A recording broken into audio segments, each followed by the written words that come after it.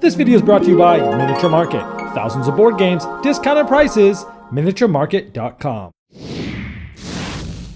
Hello my friends, it's the Game Boy Geek here. Today we're going to be down by some castles, looking up because we're going to be making some beanstalks. And we're going to be climbing those beanstalks way up into the sky, through the clouds, because today we're talking about the old-fashioned story Jack and the Beanstalk. We're looking at a two-player game called Blood of an Englishman. Again, 2 players, it's an asymmetrical quick card game for 20 to 30 minutes, probably closer to 20. So let me show you how it's played, and then I'll see you on the other side.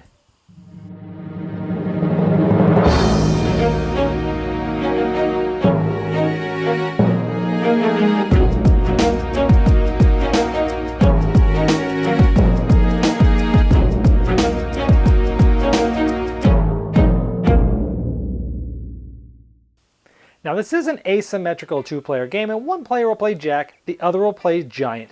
Each of them will be manipulating these different castle stacks and trying to get to their victory conditions. What Jack is trying to do is create 3 different beanstalks with ascending values. This is just one beanstalk, and as you see the values go up. You can skip numbers, but as long as you're ascending you're good. And after the 6th card, you play one of the 3 different treasure cards. This is one completed beanstalk. To complete the other 2, he'd do the same thing with 6 ascending cards, but then I'll have to play one of the 2 other types of treasures, gold and harp. So you'll need 1 treasure of unique type at the top of each of the 3 beanstalks with 6 ascending cards to win the game as Jack.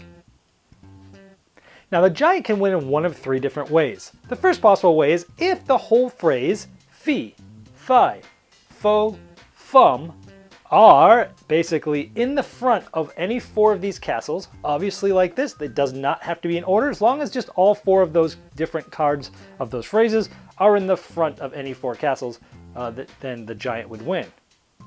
Another possible way the Giant could win is if any castle has fee, fi, fo, fum with those 4 cards being directly underneath or above each other in any order, as long as it's those 4 phrases, then the Giant would win. And the last possible way the Giant can win is by discarding cards if he makes it so that Jack cannot complete all 3 beanstalks given the card that's left, then the Giant automatically wins. Jack's going to get the first move, and Jack can do up to 3 different moves. Now each of those 3 moves can be done in 4 different ways, and you can do the same way multiple times if you'd like. The first possible option they have for one of the 3 moves is to take any card from the front and move it to any other card on the front. So maybe Jack takes this one and just moves it over here. That would be considered 1 move.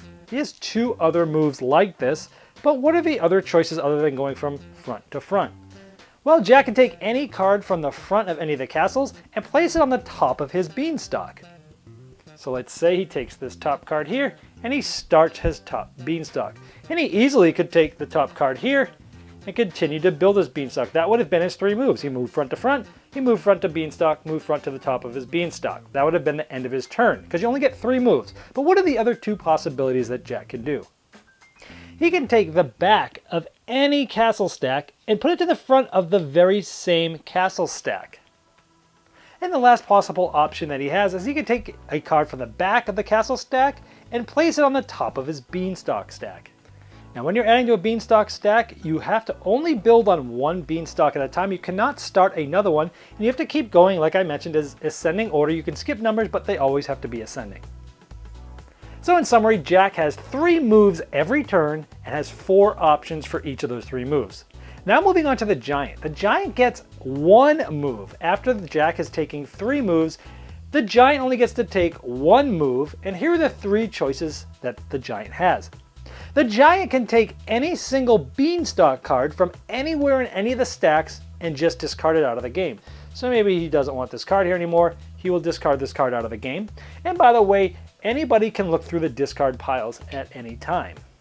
Another possible option is the Giant can take any 4 cards from the front of any stack, here's 4, and they can move it to the front of any other stack, keeping the order intact. And lastly, he can decide to take 2 moves instead of 1. But these 2 moves have to be taking a card from the front and moving it to another front. So maybe he might go like this, and he might go like this. Now this is similar to Jack's moves, and Jack can actually, on his turn, begin to undo those moves, but usually it's going to be using up half of or 2/3 of the moves that Jack has, so it doesn't happen too often. After the Giant's turn, I think it goes back to Jack's turn, and it keeps going this way until one of those 2 victory conditions is met.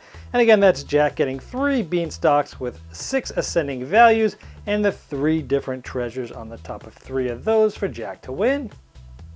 And the Giant can win by stopping him by discarding cards so that they can't complete that, or by getting fee, fi, fo, and fum in the front of 4 of the 5 castles in any order, or vertically all together, fee, fi, fo, fum, touching each other, as shown earlier. Now I tend to love 2-player games, and I really love 2-player asymmetrical games. For example, the Mr. Jack series, all 4 of those games are perfect 2-player asymmetrical games, so I really do love these style of games. I also tend to love games that are sort of quicker, have some easier mechanisms, but yet have a lot of depth to them. I'd say this one definitely falls in that category, which is why I was interested in it. In addition to that, it's designed by Dan Cassar, which might not be a household name yet, but this guy's put together some really good designs lately. A couple years ago, he did Arboretum, a really fantastic card game that was on my list for card game of the year until I think Baseball Highlights 2045 came out, and that did that. So I was really interested in this game, and I gotta say, I think it does everything that you would hope a 2-player asymmetrical game would do, which is number 1, make the 2 sides feel very different. They do. In this case, it actually makes it feel very thematic too, because Jack is quick and nimble, and he's running around and grabbing things and making the beanstalk and having a lot of moves and being, just super quick. And with the Giant's does feel super slow, and you just have one move, but it's a very powerful move. So Jack's running around doing 3 things, and the Giant does 1 thing, but it's big and powerful. And I love how thematically that sort of fits Jack versus the Giant. Both sides are interesting. Both sides, like most asymmetrical games, I'd say, it's fun to play both sides, and it's really good to your strategy to learn both sides well, because in order to play one side well, you really need to learn what makes the other side tick. What is the other player thinking? And I love that, because once you get to know both characters, and then as you play both of them, you've got both of their tricks in their bag. Now, I will say I do love this game. It's a lot of fun.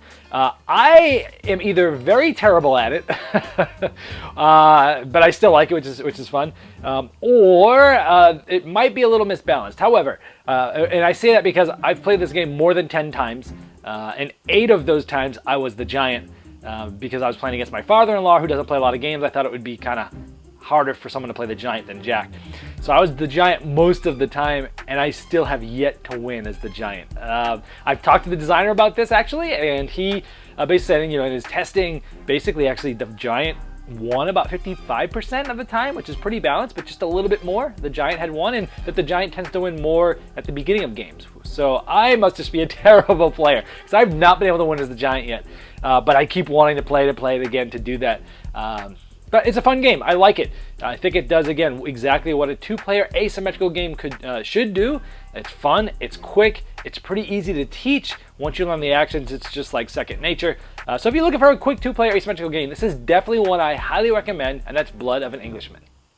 This video was sponsored by Miniature Market's Review Corner. The Review Corner features podcasts, video, and written game reviews by gamers for gamers.